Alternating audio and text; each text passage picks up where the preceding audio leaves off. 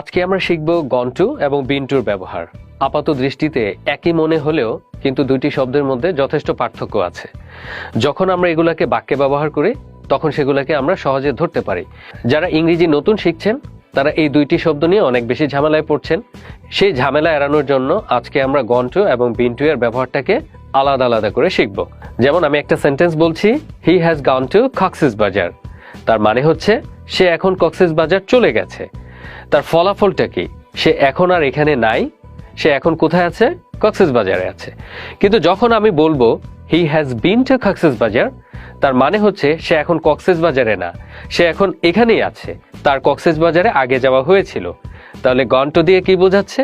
যে সে এই জায়গা থেকে একেবারে চলে গেছে অথবা সে আবার ফিরে আসবে, কিন্তু এই মুহূর্তে সে এখন এখানে নাই। কিন্তু বিন টু দিয়ে কি বোঝানো হচ্ছে? সেই জায়গাটাতে সে আগে একবার গিয়েছিল অথবা বহুবার সে গিয়েছে। এই ধারণাটুকু প্রকাশ করা হয় বিন টু দিয়ে আর গন টু দিয়ে।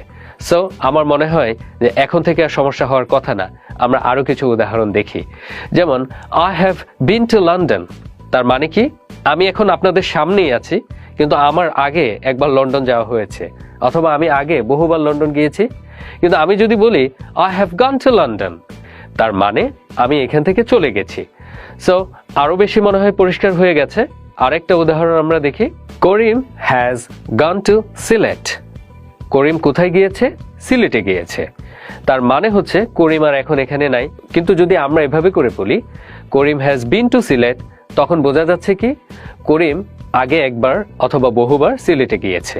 এখন আমরা শিখব যে কিভাবে কোশ্চেন করতে হয় এই বিন টু দিয়ে। যেমন how long have you been here?